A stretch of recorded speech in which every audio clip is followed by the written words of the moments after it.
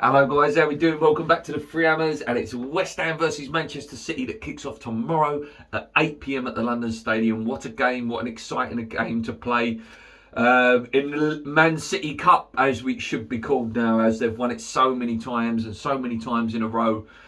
It's going to be tough tomorrow. Let's not kid ourselves by any stretch of your imagination. As much as I big up West Ham as a team, and I say that this team is such a good team now, and we've improved, and we're a completely different outfit from what we have been for so many years. Man City are a completely different animal. Their B team is capable of beating nearly every team in the Premier League, let alone West Ham. But that's not discrediting us. It is a game of football. It's played between 22 men on grass. Anything can happen, and hopefully it does. The West Ham versus Manchester City game always brings back horrible memories of that semi-final. The 9-0 massacre, absolute massacre, 6-0 at their ground and then 3-0 at Upton Park. Them sort of things. When people, I've had arguments on here before on live chats about Big Sam, Big Sam done a good job and things like that. It's things like that are the reason, that I have hatred for Big Sam. It's the incidents like that, where we've just been absolutely massacred and he's sort of sacrificed, in a semi-final. I'm not saying we could have beat Man City on that day, who knows, but 9-0 is just basically giving up and packing up. We're not that team anymore, so let's forget about that. Their last few games, they're just absolutely obliterating teams. They beat Bruges 5-1 in the Champions League, and then obviously at the weekend, they beat Brighton 4-1. They've got so many good players. I'll list a few that I absolutely love. Silva, Gundogan, Grealish, Foden. What a player Phil Foden is. Going to go on and be, one of the best players in the world. If he's not already there, he's that good. He's just sensational to watch. Kevin De Bruyne, arguably my favourite player in the Premier League outside of West Ham. Just a top talent. One of the best passers of the ball in the world. This is funny, though. When, I always do the strengths and weaknesses. Literally, the list for strengths just goes on and on and on and on and on. It's hilarious. Attacking down the wings, defending set pieces, long shots, through balls, finishing, aerial set pieces, protecting leads, short passing. And the funny thing is, their weaknesses are listed as avoiding offsides and aerial duels. So aerial duels is one of their weaknesses, but avoiding offsides, that's just because they create so many chances that they're probably caught offside more times than more teams. So it's quite a misleading stat, that one. Last time we did play them, though, at the London Stadium, we did get a draw in a really good game. That was a really entertaining game. Obviously, Antonio scored that sort of makeshift sort of bicycle kick. It was a really, really good goal. And then I believe Phil Foden equalised for them. They usually play the 4-3-3. Obviously, they haven't, apart from Jet Jesus, they haven't really got a recognised striker at the club. I would expect to see the likes of maybe Mahrez, probably will see Jesus play, Palmer, Ake, Zinchenko. The outs are Torres. Sterling is a doubt for this game. I'm quite happy about that because he loves playing against West Ham and loves a goal. But listen, when I'm saying Mahrez, Jesus, Ake and Zinchenko are your second string, it's ridiculous. Their team is absolutely ridiculous. The depth and strength they have in it. Whatever Man City team we play, we're gonna have to be on top form and potentially have a little bit of luck as well to get through it. And as well, not nice reading for us, guys. I know I'm trying to be really positive about the game because I'm so positive about West Ham at the moment, but we have to read into the stats. Pep has never ever lost to David Moyes, and he has never ever lost to West Ham. 11 games, 10 wins and 1 draw. Obviously, that 1 draw was last season. So up until last October, we had never ever taken a single point off them. So maybe this could be a turning point. We broke that hoodoo. We know we can take a point off them from last October. I don't know. It's going to be tough. It's going to be tough. Like I say, we cannot kid ourselves. In terms of us, guys, I think we'll take this quite strong as well. Obviously, we play Wednesday and Saturday is against Villa, and then we won't play again until the Thursday. So that's quite a rest. It's quite a rest. I would expect us to go quite strong. Obviously, Crow is now back from COVID.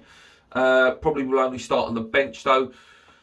You've got the issue of, do you go Fredericks or Johnson? Johnson's done nothing wrong, and if anything, he was one of our best players on the pitch against Spurs. But maybe we play Fredericks, give him some minutes, just to, he deserves it. But again, you don't deserve to drop Johnson. It's a tough one. I would expect maybe Areola to start in goal. Maybe one of Zuma or Ogbonna to partner Diop, or maybe it's a good problem we've got as well at the moment. Dawson is good for them sort of games, but against Man City, do you need someone a little bit more, a little bit more pacey and a little bit more switched on? But then Dawson, Diop is known for switching off, but he has been good this year. It's tough, isn't it? It's really, really tough. Cresswell has to play because there's no other options. It doesn't look like he wants to play Masuaku. There has been calls, for Benrahma to have a rest, and that's not because he's playing particularly bad. It's just that he can look a bit tired recently. And there's been calls for Lanzini to start. Obviously, Declan Rice will start. We know that this is his game to prove himself against the top players. I would start Antonio. I would, and then obviously Vlasic deserves a game as well to start him. In the Ghent game, he didn't look too bad. He looked busy. He looked like he wanted to do something. He looks, to me, if I had to assess what he's doing at the moment, Vlasic, he looks like he's trying too hard, if you can do such a thing. Like what Benrahma was doing, so desperate for a goal. And once Vlasic gets that goal, I do believe he will relax and start playing his game, or even an assist or something like that. It will come. I'm not running out of patience with him at all. I can see there's a player in there. For me, Jared Bowen has to start. He just offers so much. Him and Antonio are non-stop running. Fornals, maybe he'll play Fornals, but then if Vlasic plays, it's hard actually. It's really, really hard to know what David Moyes' idea is for this game. I think you've got to go for it. I do think you've got to go for it. It's a bit of a free hit. We're not expected to win, but if we do win, as this channel says, you start believing we might go on and win it. You would have knocked out the two Manchester clubs. And you'd think maybe there's a chance. There's a big chance. Will Mark Noble start this game as well? That's another one. It's a good problem. And like I say, I think we'll be kept guessing a little bit in terms of the lineup, but I do think he will go quite strong. I do believe he will go quite strong. Jonathan Moss is the referee. A referee that there's history there. We know the recent stuff with the Arsenal game. So he isn't one of the best referees, to be fair with you.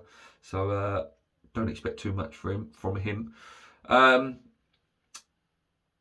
terms of a prediction, guys, I'm really sorry, but I'm gonna have to say I think West Ham are gonna lose. I don't think we're gonna get obliterated.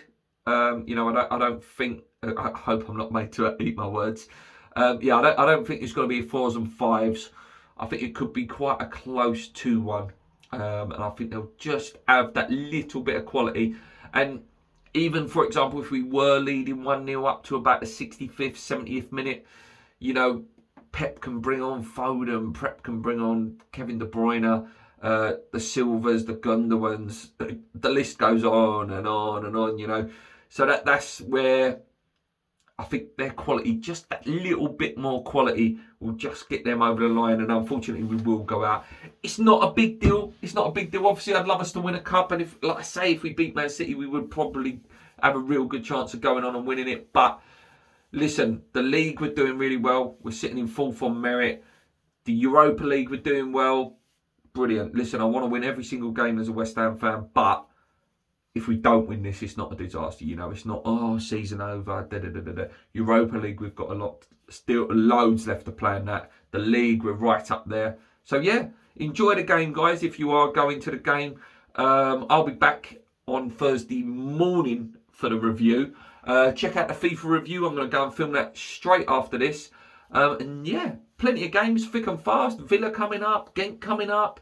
Yeah, enjoy it. It's nice. This is what European football and going far in the cup means. You're playing. You get to see West Ham twice in a week. It means your team's doing well. Until next time, guys. Give us your score predictions. Let us know what you think your starting lineup will be.